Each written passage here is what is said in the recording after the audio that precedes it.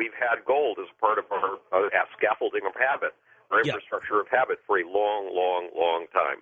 Well, we've only had the dollars for 150 years. So which one do you think is right now a greater threat to us, Howard Bloom? The failure or the first domino that could be that could fall in a series of bank failures in the EU, or what's happening in the Korean Peninsula? I think the biggest failure will be our failure of vision and our failure of a sense that America has a vibrant and amazing future, and our willingness to go into that future, because we have to resurrect confidence in ourselves based on something real. And the real thing is our ability to produce new goods, new services, new astonishments constantly. And without that, Ian, that is the real gold. The real gold is in the realm of your imagination and your ability to achieve impossible things and hand them out to the public.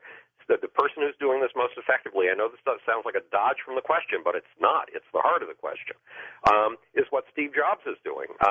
First with the iPod, then with the iPad and the iPhone. He is creating recession and depression-proof gizmos.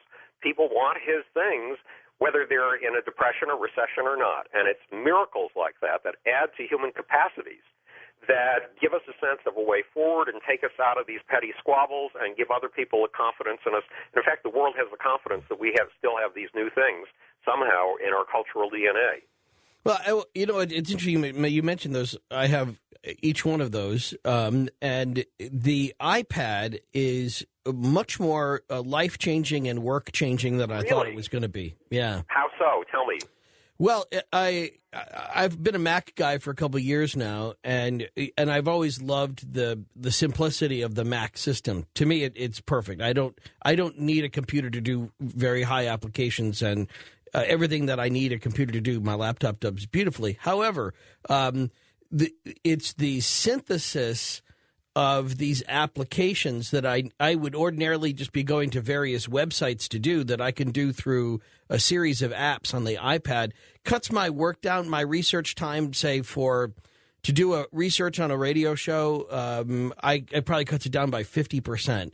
And that's not insignificant because I spend a lot of time on the net. There's a lot of places where I go to, but the apps are so perfectly designed so far in my experience on the iPad that it brings everything together in just the right way that I can whip through it a lot faster than I could if I were just surfing the net. Well, so just in that one little aspect alone, it's worth it. I'd want to find out more about that, but this is what innovative technology does. It opens up entirely new powers we didn't have before. It changes the nature of what it means to be human. And I believe that by being the country that continues to open up the most of these radical changes to what it means to be human, through technology, software, whatever it takes, whatever is just beyond the realm of imagination, by being that nation, we can stay at number one. But we have to have the vision that we can do it first. We have to follow the Jobs example. Yeah, I think the Jobs example here, too, is that after I'm using the iPad for just a brief period of time, I'm finding myself thinking innovatively, independent of the innovation itself. I'm thinking of going, what else can I do with this? And so, it's sort of like, when suddenly the world just looks a little different because I have this technology. I haven't begun to figure out all the ways that I can use this new tool, and that's kind of exciting. But I felt the same way about my iPhone, and I get the most out of that every day, too. Smartphones, I think, are a phenomenal creation when it comes to productivity. All right, Howard Bloom, hang on. We'll get back more, the author of The Genius of the Beast. I want to ask you, since you just flew to Buffalo, I'm assuming, or maybe you drove, but I'll find out in just a moment, about airport security. Because I know you are one to always sort of pull back the curtain on our cultural myths. And I want to hear what you're thinking about when it comes to that, too. And we'll get back to Ireland and the North Korean situation, too. On Coast to Coast, this is Ian Punnett. In for George Norrie tonight, giving him a nice 3 or 4 day weekend, I hope. Coming up tomorrow night, it's The Art of Nonconformity. We'll talk about the life you should be living, why you aren't, and how you can. And we'll talk about it with somebody who has, and they've got the blueprint for you. And if not for you, maybe then for somebody you love.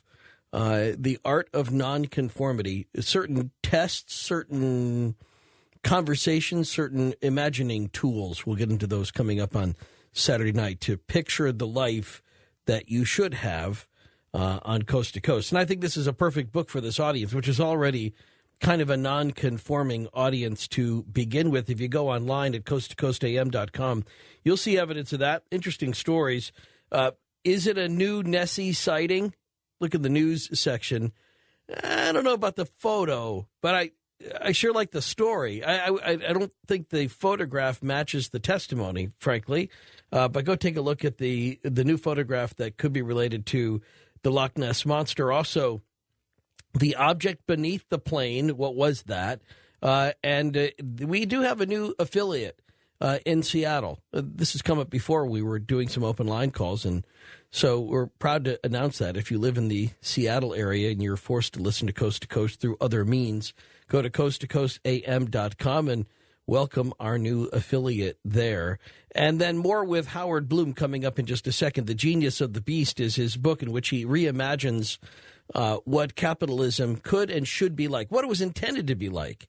Not just some thug, not some brutish beast, but actually a real brain to this beast. And the nuances of what a properly capitalized society could mean. How it would benefit everybody, just like it was intended to. Howard Bloom coming up next on Coast to Coast. This is Ian Punnett. Howard Bloom, before we go forward, let me take you back a bit. Talk to us, for people who don't know this part of your career, about the years you spent in developing and understanding pop culture myths. Well, I realized when I was 13 years old that if I was going to understand the things I really wanted to understand, I was going to have to find the gods inside of us. So I was going to have to find the incredible passions that move us in ways that make us feel sometimes like, who in the world did that? That couldn't have been me. But positive things, enormous things, and the kind of things that changed the face of history. And when I was about to go off to grad school, and I had 4 fellowships for grad school in clinical psychology and in neurobiology, I realized I was being separated from the realm where these myths are made, the myth-making machinery of society. And instead of going to grad school, I jumped into something I knew absolutely nothing about, which was popular culture, and doing it in a way that I knew even less about, running 2 businesses. And I started the biggest public relations firm in the music industry and worked with Michael Jackson, Prince, Bob Marley, Bette Midler, AC/DC, Aerosmith, Kiss, Queen, Run DMC, Billy Joel, Billy Idol, Paul Simon, Peter Gabriel, David Byrne, and the list goes on and on and on. And Ian, you know, you and I have this omnivorous curiosity. It was, for a person with a scientific background, one of the most amazing experiences in the world. And for a person who wants to know how the forces of history operate. Remember, Adolf Hitler was basically manipulating the same forces of history that Freddie Mercury was manipulating, and Queen, that the Beatles were appealing to, that the Rolling Stones were appealing to. They were just doing the same tools in a nonviolent manner. Right. So to be at the center of major media storms and major attention storms, like Michael Jackson at the very height of his career, was an astonishing privilege. I bet it was.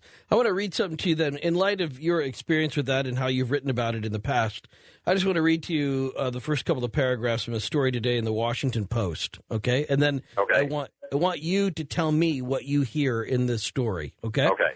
Dateline Jerusalem. Israel has long held the reputation as home to the world's most stringent airport security procedures.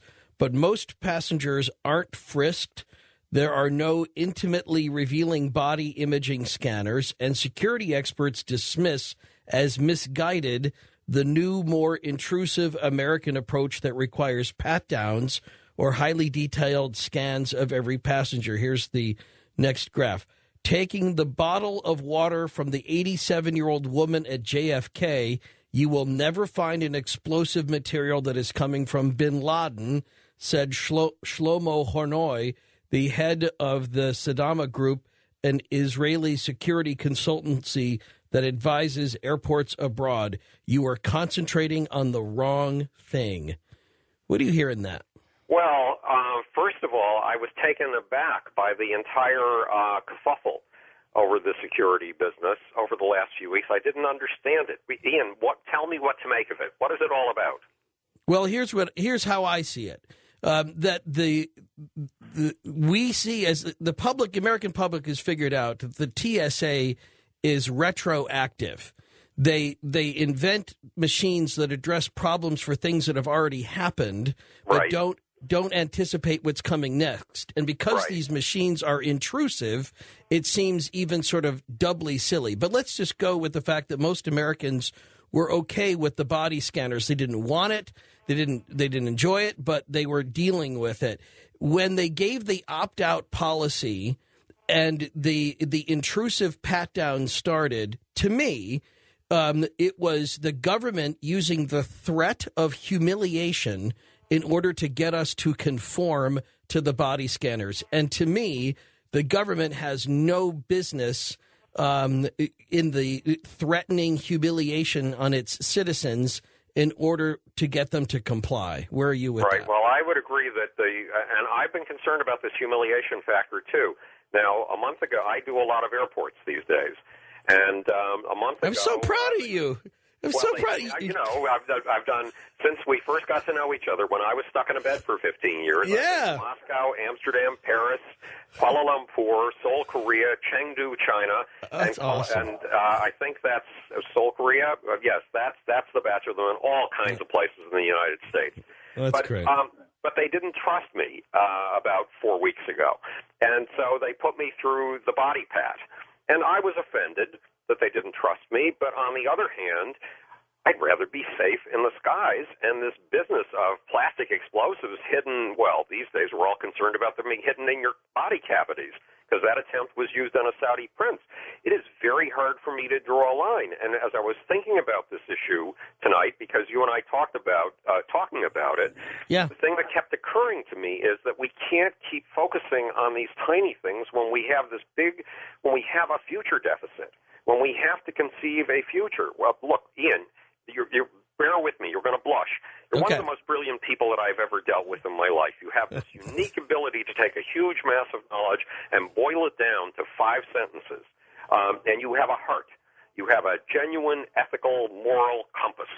And those qualities are really, really hard to find. Well, if the best minds of our generation are focusing on body pads and they're focusing on scanners at airports at a time when we have the biggest cultural crisis from my perspective we have ever had. America has never had a cultural crisis so profound. In finding out what kids are listening to these days, the music, they think that today's music is terrible. Well, it's not. It's rich. It's amazing. It's just not being sold to us right. They are listening to the music of the 70s, the 80s, and the 60s. Well, in the 70s and the 80s and the 60s, you and I were there. We were proud of constantly being on the cutting edge. We were proud of constantly coming up with something new. In fact, we took it for granted that music